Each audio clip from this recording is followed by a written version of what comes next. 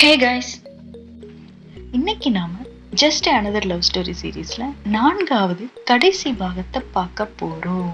நான் ஏற்கனவே சொன்ன மாதிரி இந்த கதையை நான் மாயா சொல்ற மாதிரி தான் சொல்லிட்டு இருக்கேன். இப்ப வாங்க வீடியோக்குள்ள போகலாம். தோழமை, அந்த வார்த்தைக்கே அவ்வளவு அழகு உண்டு. அப்படி இருக்கும்போது அந்த தோழமையை தொடர்ந்து வர்ற காதலை பத்தி சொல்லவா வேணும்? அவ்வளவு அருமையா இருந்தது. ஆனா அதே காதல் முறியும் போது அதே தோழமைய அதே அழகோட தொடர முடியுமா? அன்னைக்கு அம்மாரா அஷு கிட்ட பேசினதுக்கு அப்புறம் அஷுவுமே எங்களை ரொம்ப அழகா புரிஞ்சுக்கிட்டான். அஷுவோட முகத்துல சிரிப்பு பார்த்ததுக்கு அப்புறம் அமாராவோட குற்ற உணர்ச்சியும் மாறிச்சு. அன்னைக்கு நான் ரொம்ப சந்தோஷமா இருந்தேன். எங்க காதலை பத்தி தெரிஞ்ச ஃபர்ஸ்ட் பர்சனும் எங்களை ரொம்ப அழகா புரிஞ்சுக்கிட்டான் அப்படின்னு. சோ அதை செலிப்ரேட் பண்றதுக்காக அமாராவுக்கு ஒரு செயினை கிஃப்ட் பண்ணேன். அவளுக்கு அது ரொம்ப பிடிச்சிருந்தது. ஆசைய போட்டுக்கிட்டோம். அதுக்கப்புறம் எங்க லைஃப் பழையபடி எல்லாமே சரியாகி சூப்பரா போயிட்டு இருந்தது. சில நேரங்கள்ல கண்ணாலேயே பேசிக்கிற அளவுக்கு டெவலப் ஆயிருந்தது. எங்க காதலுக்குன்னு சில பழக்கங்கள் கூட உருவாக ஆரம்பிச்சது. உதாரணத்துக்கு சொல்லணும்னா, ஒன்ன பிரஷ் பண்றது, எப்பெல்லாம் ஒன்னா உட்காந்து சாப்பிட்றோமோ அப்பெல்லாம் முதல் ஸ்பூனை ஊட்டி விட்டுட்டு அப்புறமா சாப்பிடுறது, வாரத்துக்கு ஒரு முறை நடுராத்திரி ஸ்விம் பண்ண போறது, எப்பவும் அவளை கட்டிக்கிட்டே தூங்குறது, காலையில அவ தூங்கும் மூஞ்ச பார்த்துக்கிட்டே எந்திரிக்கிறது அப்படின்னு இன்னும் நிறைய பழக்கங்கள் எங்க வாழ்க்கையை மெருகேத்திட்டு இருந்துச்சு. அப்பதான் ஒரு நாள் நான், அமாரா, அஷு, அப்புறம் பக்கத்து வீட்டுல இருந்த 2 சிஸ்டர்ஸ் எல்லாரும் சேர்ந்து ஒரு கேம் விளையாடிட்டு இருந்தோம். Truth or dare. அப்ப அஷு டேர் சூஸ் பண்ணான். சோ அவனை செக்ஸியா டான்ஸ் ஆட விட்டாங்க. அடுத்து என்னோட முறை வந்த போது நம்மளால ஆடலாம் முடியாதுப்பா அப்படின்னு நினைச்சிட்டு நான் ட்ரூத்தை சூஸ் பண்ணேன். பட் இப்ப நினைக்கிறேன், ஒருவேளை நான் அன்னைக்கு ஆடியோ தொலைஞ்சிருக்கலாமோ அப்படின்னு. அன்னைக்கு அமரா தான் என்கிட்ட கொஸ்டின் கேட்டேன். இது வரைக்கும் யாருக்கும் தெரியாத ஒரு உண்மையை சொல்லு, பொய் சொல்லக்கூடாது, எனக்கு உன்னை பத்தி எல்லாமே தெரியும், எனக்குமே தெரியாத ஒரு உண்மையை நீ சொல்லணும் அப்படின்னு சொன்ன.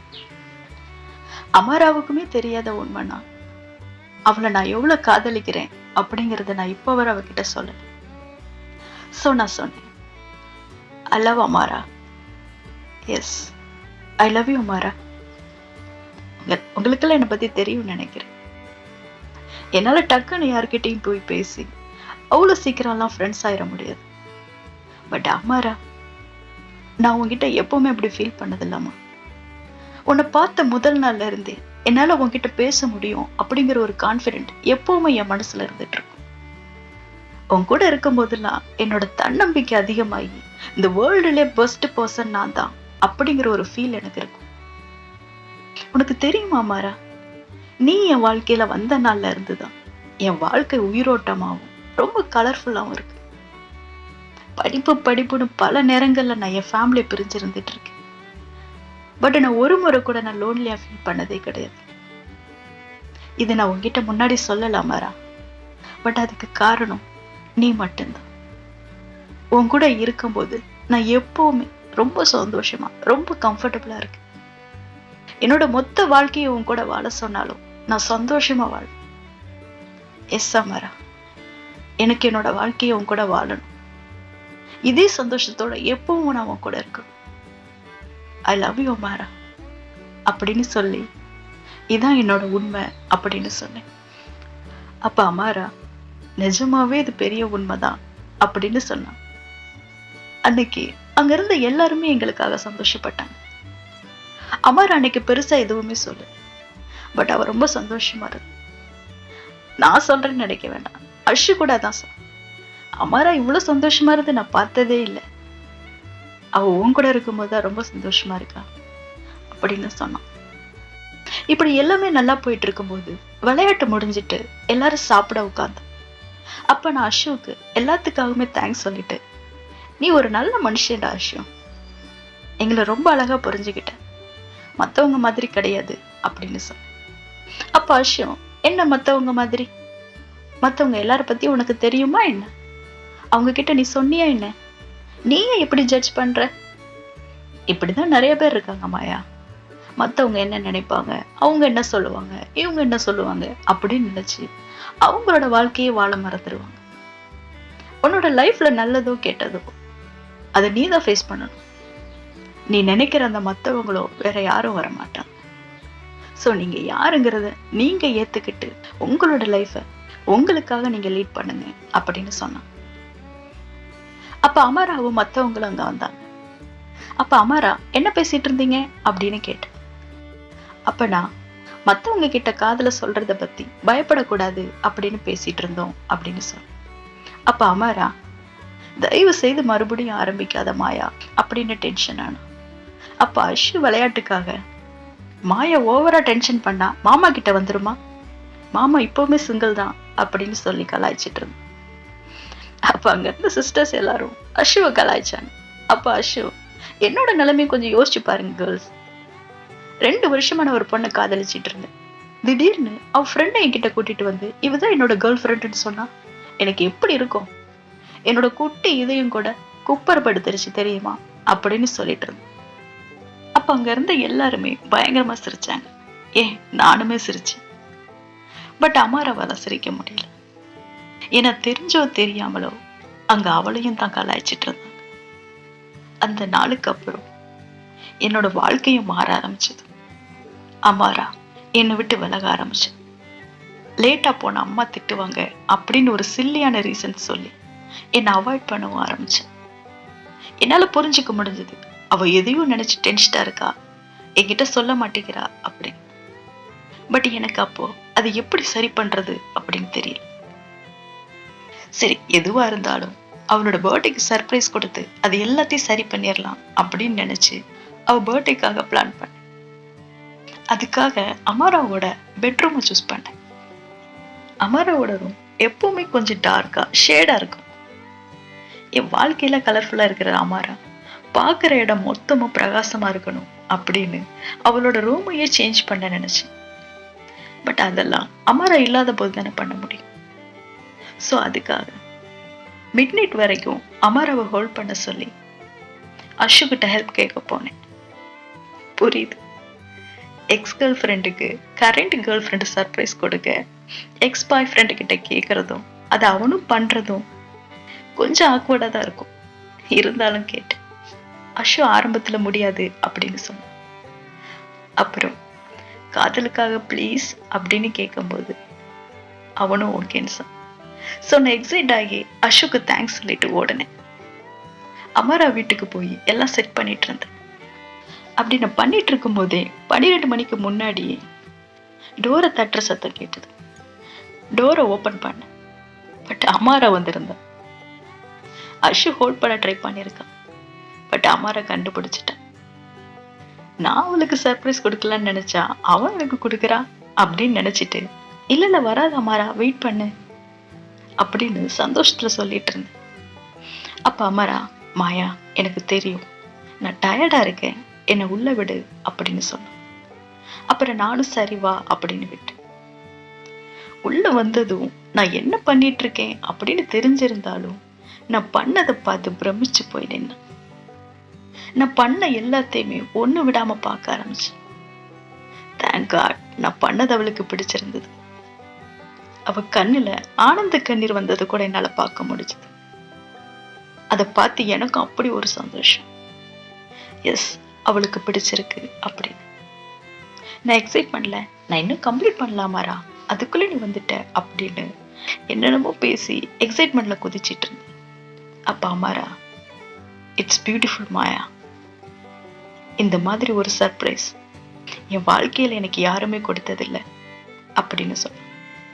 அப்ப நான், அதான் இப்ப நான் இருக்கேன்ல அமாரா, உனக்காக எல்லாம் பண்றதுக்கு அப்படின்னு சொல்லி, அப்ப அமாரா நாம பேசணும் அப்படின்னு என்னை உட்கார வச்ச. நானும் உட்கார்ந்து என்னாச்சு அப்படின்னு கேட்டேன். அப்ப அவ, மாயா நான் உன்கிட்ட நேர்மையா இல்லை அப்படின்னு சொன்னான். அவ்வளவுதான், என் சந்தோஷம் எல்லாமே காத்துல கரைஞ்சு போன மாதிரி. என்னாச்சு அமாரா, உனக்கு யாரையாவது பிடிச்சிருக்கா, இல்ல நான் ஏதாவது தப்பு பண்ணிட்டேனா, என்னாச்சு அமாரா அப்படின்னு கேட்டேன். அப்ப அமாரா, இல்ல மாயா இதுல உன் தப்பு எதுவும் இல்லை. எல்லாமே நான் தான். நான் இதுக்கெல்லாம் ரெடியா இருக்கேன்னு எனக்கு தோணல மாயா. உனக்கு தெரியுமா, நான் முயற்சி பண்ணிட்டு இருக்கேன். ஒவ்வொரு நாளும் முயற்சி பண்ணிட்டு இருக்கேன். பட் என்னால முடியல மாயா அப்படின்னு சொன்ன. எனக்கு அழுக வர ஆரம்பிச்சது. இந்த முறை என்னால் அதை மறைக்க முடியல.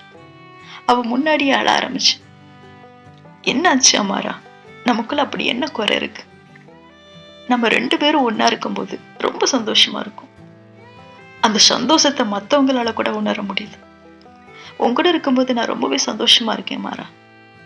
நீயும் ஹாப்பியா தானே இருந்த. திடீர்னு என்னாச்சு? என்ன ப்ராப்ளம்னு சொல்லு.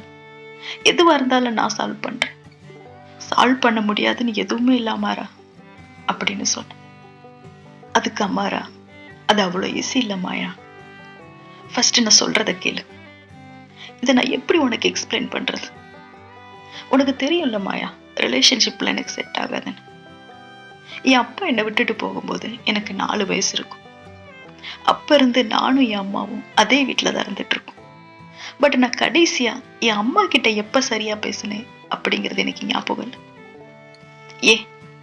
நாம எப்ப கடைசியா ஒன்னா இருந்தோம் அதுவுமே எனக்கு ஞாபகம் இல்லை. என்ன உனக்கு சின்ன வயசுல இருந்தே தெரியும்ல மாயா, நான் நிறைய ரிலேஷன்ஷிப்ல இருந்திருக்கேன். எதுவுமே எனக்கு ஒர்க் அவுட் ஆனதில்லை. இது எல்லாமே என்ன பயமுறுத்துது மாயா. என்னோட ஃப்ரெண்டு, என்னோட ஃபேமிலி, என்னோட கார்டியன், என்னோட சோல்மேட் எல்லாமே நீதான மாயா. பட் எனக்கு இப்ப ரொம்பவே பயமா இருக்கு மாயா. ஒருவேளை நம்மளோட ரிலேஷன்ஷிப்பும் ஒர்க் அவுட் ஆகலைன்னா நான் உன்னை மொத்தமா இழந்துருவேணும்னு பயமா இருக்கு மாயா. அது மட்டும் இல்லாம எனக்கு இதுதான் வேணுமா அப்படின்னு எனக்கு டவுட்டா இருக்கு மாயா. எனக்கு என்ன வேணும்னு எனக்கு உறுதியா சொல்ல முடியல மாயா.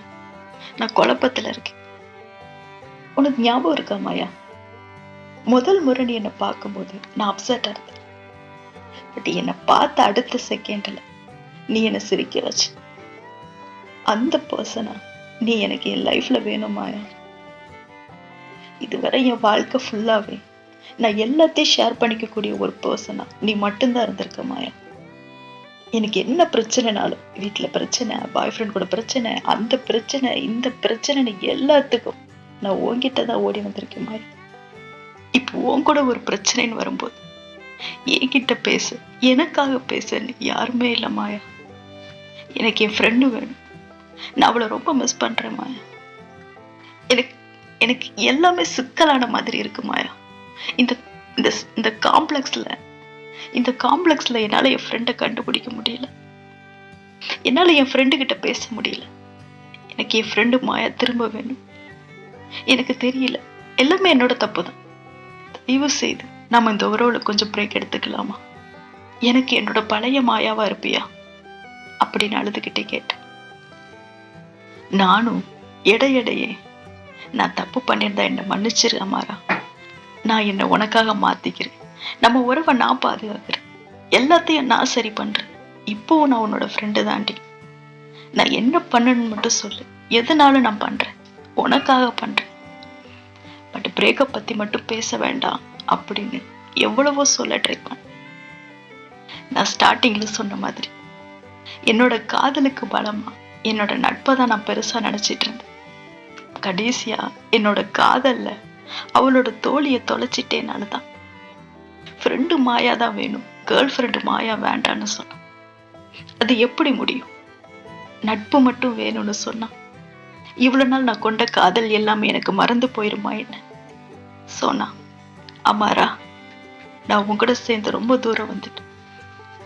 என்னால திரும்ப போக முடியாதா அமாரா, என்னால திரும்ப போக முடியாதா அமாரா அப்படின்னு அழுது. அப்புறம் அமாரா கண்ணை தொடச்சு விட்டுட்டு என்னால முடியாத அமாரா அப்படின்னு சொல்லிட்டு அவளை விட்டு ஒரேடியா பிரிச்சு போனேன். இதோட just another love story series முடியுது. இந்த சீரீஸை எழுதி அதை இயக்கி அதுல தானும் ஒரு கேரக்டரா ரொம்ப அருமையா ஒருத்தவங்க பண்ணிருப்பாங்க அப்படின்னு நான் சொல்லியிருந்தேன். அது யாருன்னு எல்லாருக்குமே தெரியும், இருந்தாலும் நானும் ஒரு முறை சொல்லிடுறேன். அது அமாரா கேரக்டர்ல பண்ணியிருந்த பிரியங்கா கார்கி அப்படிங்கிறவங்க. Thank you all guys. மீண்டும் ஒரு நல்ல பயணத்தில் சந்திக்கலாம். இது ஜோதாவின் திரை தேடிய பயணம். தேங்க்யூ.